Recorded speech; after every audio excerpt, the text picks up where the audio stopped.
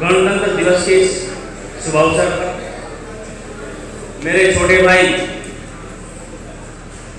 अयान मलिक ने और साथ में उनके साथी नदीम भाई और उनकी पूरी टीम, जिनका मैं नाम यहाँ नहीं ले पा रहा हूँ, लेकिन वे सब लोग,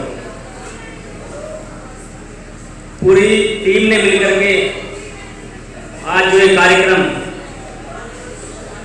आयोजित किया है, इस कार्यक्रम में यहाँ उपस्थित मौलाना साहब, मुफ्ती साहब, हमारे राजा भैया जो दिलशाद गार्डन के उनके साथी, और मैं सामने देख रहा हूँ पंक्ति में हमारे नूर मोहम्मद सहबी साहब,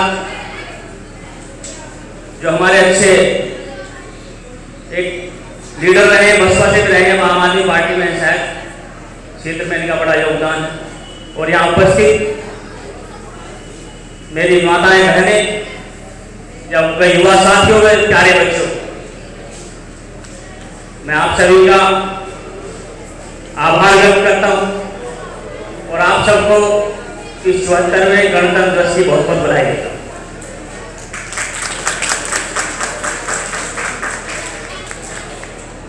गणतंत्र दिवस के बारे में पहले मैं इसलिए बताना चाहूंगा कि यहाँ पर बच्चे हैं,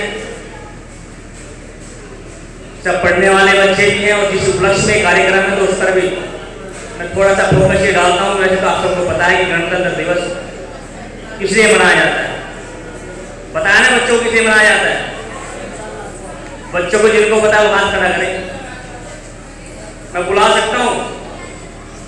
जिनको पता है कि गणतंत्र दिवस क्यों मनाया जाता है वो हाथ खड़ा करें।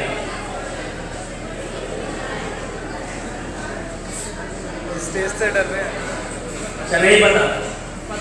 यस, शर्म आ रही है।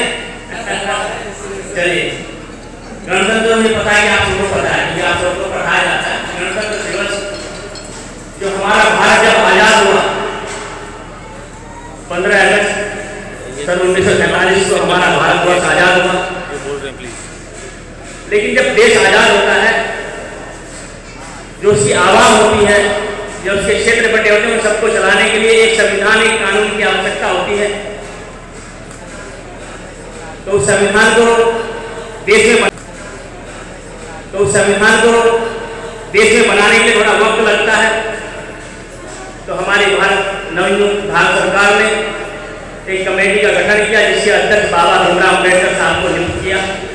उनकी अध्यक्षता में ये भारत का बहुत ही महान संविधान लिखा गया,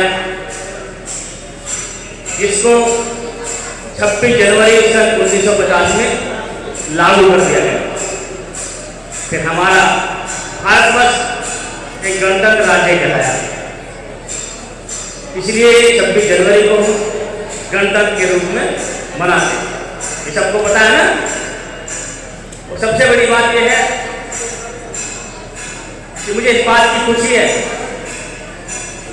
कि मैं अपने एरिया को श्रम तो नहीं कहूँगा, लेकिन मेरा जो क्षेत्र है, इस क्षेत्र से आप लोगों ने मुझे चुना 5 वर्ष पूर्व, तो मैंने देखा इस क्षेत्र की हालत इसलिए भी बदतर थी कि यहाँ जो विकास कार्य कभी कराए नहीं गए, वो तो एक दुर्भाग्य था ही इस क्षेत्र का कि यहाँ कभी विकास कार्य नहीं हुए। इस बात को दूसरे क्षेत्र में डाल दिया गया। दूसरा दुर्भाग्य ये भी था कि यहाँ पर कुछ ऐसे लोग आकर के बसे जो शहर में कुछ सपने लेकर के आए, आर्थिक स्थिति उनकी अच्छी नहीं थी, संघर्ष कर रहे थे। उन लोगों ने अपना आशियाना बनाया और संघर्ष करने वाले मेरे क्षेत्र के लोगों को एक पिछड़ा क्षेत्र का रहवासी घोषित कर दिया कि मेरा क्षेत्र पिछड़ा होगा।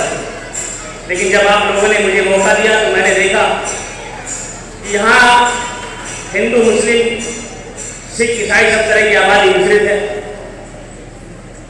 तो यहाँ धर्म के प्रचार से काम नहीं चलेगा, धर्म के नजर से हम देखेंगे उससे काम नहीं चलेगा, क्योंकि सारे लोग एक अपना परिवार है, अपना क्षेत्र। तो मैंने इस क्षेत्र में, आप सबको मालूम ही होगा कि मैंने जाति धर्म के भेदभाव से उठ करके पूरे क्षेत्र का एक तरफ से विकास कराया। किसी को भी भेदभाव वाली भूमिका अपनी मैंने नजर नहीं आने दी, ना मैं भेदभाव करता हूं।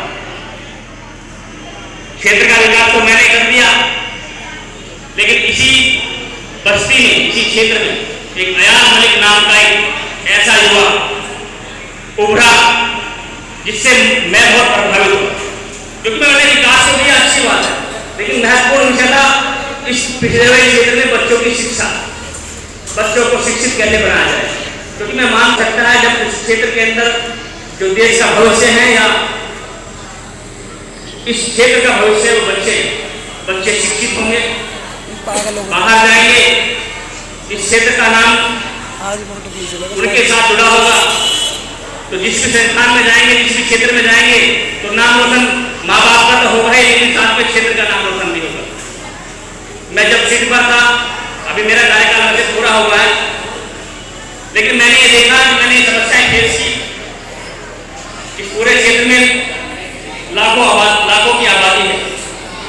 जब भी मेरे क्षेत्र के बच्चे बाहर बाजार में, शालीमार गार्डन में, अन्य क्षेत्रों में जाते थे, तो पुलिस उनको पूछती थी तुम कहाँ के रहने वाले हो, तो बताते थे कि गरिमा गार्डन में या मास्टर कॉलोनी कहीं का भी नाम लेते थे तो पुलिस उनको पकड़ लेती थी।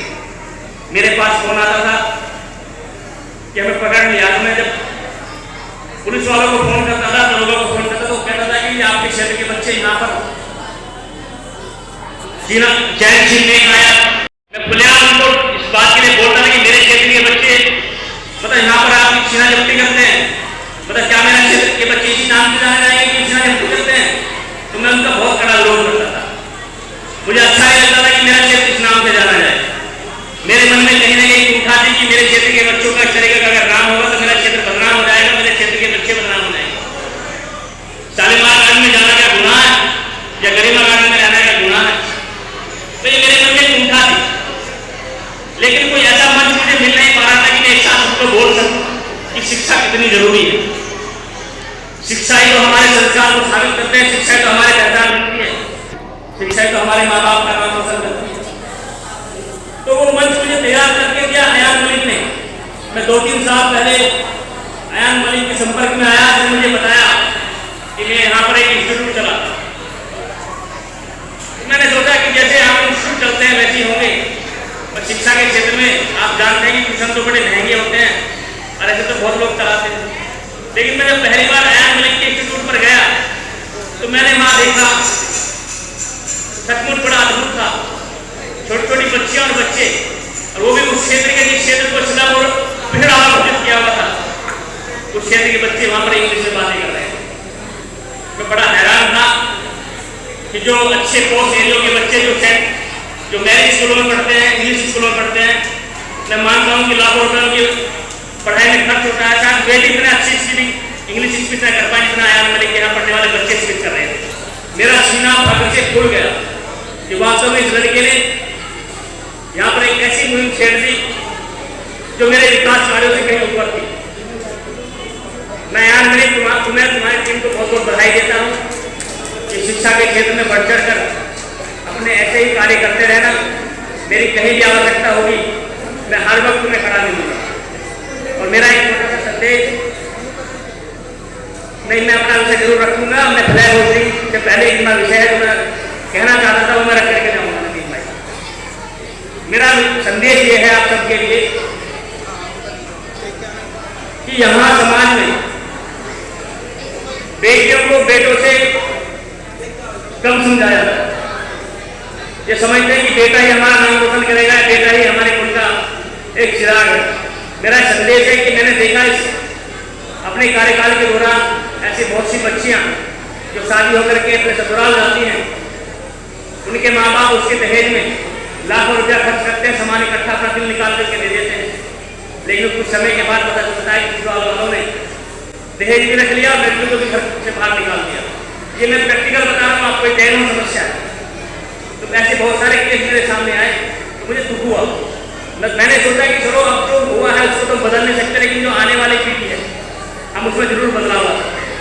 वो बदलाव ये है कि मैं उन माता पिता से कहना चाहता हूँ, उन भाई बहनों से कहना चाहता हूँ जो परिवार में अपने जाएंगे कि बच्चियों को शिक्षा जरूर दें। दहेज जैसा भी दें, लेकिन बच्चियों को शिक्षा दे करके उन्हें अपने पैरों पर खड़ा करें, ताकि वे इस पीड़ा को ना सह पाए या उन पर एक जुर्म ना। इसलिए शिक्षा देना जरूरी है, क्योंकि शिक्षा का संस्थान है। शिक्षा के संस्थान के मंच पर खड़ा होकर बोल रहा हूँ, शिक्षा की बात करूँगा। फ्लैग होस्टिंग तो मैं थोड़ी देर बाद भी कर सकता हूँ, जब एक दिन पहले गणतंत्र दिवस मना रहे हैं तो आधे घंटे बाद ही मना सकता, तो इतना जरूरी विषय है वो है नहीं। तो ये मैसेज मैं इसलिए दे रहा हूँ, मैंने इस समस्या को फेस किया, मैंने उन समस्याओं को देखा, मैंने उन लड़कियों को जिनकी गोद में बच्चे हैं उनको रोते हुए देखा है। बताओ वे कहाँ जाए? अगर वे कहीं शिक्षित होती, कहीं अपने पैरों पर खड़ी होती, तो अपने बच्चों का पालन पोषण करती, हो सकता है उनको जुर्म भी ना होता। तो इन सब चीज़ों को रोकने के लिए शिक्षा का योगदान बहुत ही इम्पोर्टेंट है। और एक बार पुनः मैं अयान मलिक, नदीम भाई और उनकी पूरी टीम को बहुत बहुत बधाई देता हूँ। और मुझे यहाँ बोलने का अवसर दिया, मैं उसके लिए भी बहुत बहुत आभार व्यक्त करता हूँ। एक बार मैं आप सभी को बहुत बहुत बधाई। प्यारे बच्चों के लिए मेरा ये शुभकामनाएं कि आप देश का उज्ज्वल भविष्य बने। इन्हीं शुभकामनाओं के साथ जय हिंद, जय भारत।